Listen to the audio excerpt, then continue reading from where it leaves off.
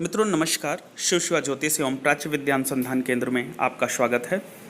मित्रों, ऐसा हमारे जीवन में सुनने में आता है या कई बार कोई भी हमारा चिर परिचित ऐसा स्थिति में होता है कि व्यक्ति कोमा में चले जाते हैं।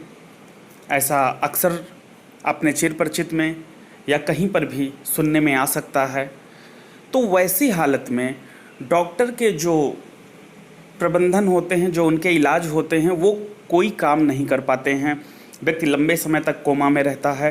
डॉक्टर वहाँ हाथ खड़ा कर देते हैं और बोलते हैं कि अब सब कुछ ईश्वर के हाथ में है।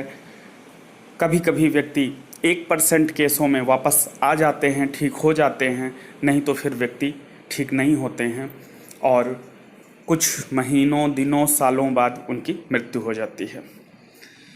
तो मित्रों, अगर ऐसी कंडीशन कभी बन जाए, कोई कोमा में चला जाए, तो क्या किया जाए? वहाँ पर ज्योतिष शास्त्र क्या इसका हल दे रहा है या अध्यात्म विज्ञान इसका क्या हल दे रहा है, आज इस विषय पे चर्चा करेंगे।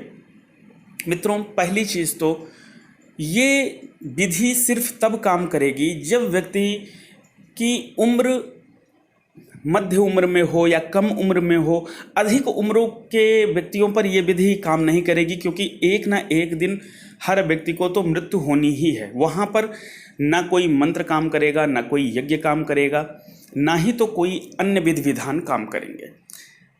ये सिर्फ उनके लिए है जहाँ पर अकाल मृत्यु जैसे योग कुंडली में होते हैं और व्यक्ति एक्सीडेंट के माध्यम से या किसी भी अन्य माध्यम से कम उम्र में या मध्य उम्र में कोमा में चला जाता है।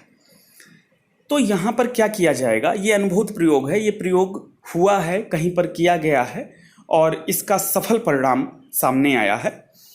सबसे पहले तो यदि उनके पास पैसे की व्यवस्था है तो वो एक अच्छा महामृत्युंजय यज्ञ कराएं और पूर्ण विधि के अनुसार कराएं। महामृत्युंजय यज्ञ पूर्ण विधि के अनुसार का मतलब जितनी भी विधियां होती हैं, जैसे ग्रहों की शांति, उसके बाद महामृत्युंजय यज्ञ अच्छे ब्राह्मणों से योग्य ढंग से पूर्ण हवन विधि के साथ, पूर्ण दान के विधि के साथ, तर्पण मार्जन की विधि के साथ जब इस प्रकार कराएंगे तभी जाकर वह महामृत्युंजय कुछ न कुछ लाभ देगा। यदि ये विधियां नहीं होती हैं तो लाभ भी नहीं मिल पाएगा।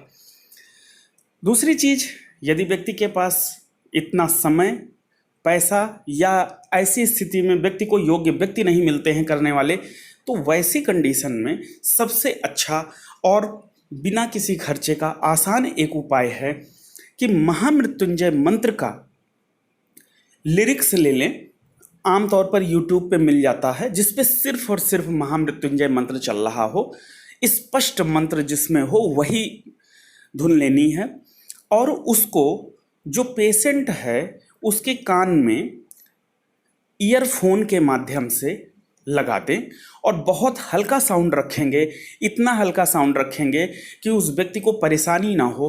और दूसरी चीज़, कान में ही लगाना है जिससे कि उसकी जो ध्वनि की जो तरंगे हैं वो शरीर के अंदर जाएं।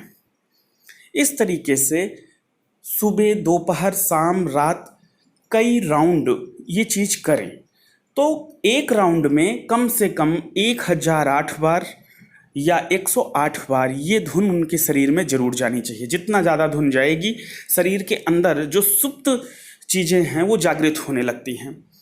और इसके साथ ओम की जो ध्वनि होती है, ओम का जो लंबा उच्चारण की जो ध्वनि होती है वो भी यूट्यूब पे मिल जाता है।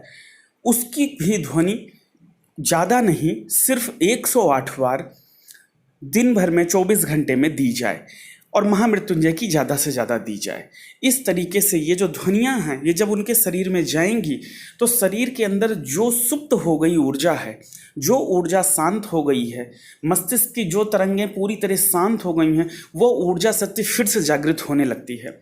ऐसा कुछ दिन करते ही जब मस्तिष्क शक्ति जागृत होने लगती है, शरीर की ऊर्जाएं फिर से जागृत होने लगती हैं, तो व्यक्ति कोमा से बाहर आ जाता है और उसके बाद डॉक्टर की जो दवाइयां हैं वो भी काम करने लगती हैं और व्यक्ति फिर पूरा का पूरा चांस रहता है कि वो व्यक्ति बिल्कुल ठीक हो जाएगा और बिल्कुल सुरक्षित हो जाएगा। इसलिए ये जो आप करें, अगर कभी ऐसा कोई कंडीशन आ जाए तो आप अपने चिर परिचितों को भी ये बता सकते हैं या प्रयोग हो चुका है।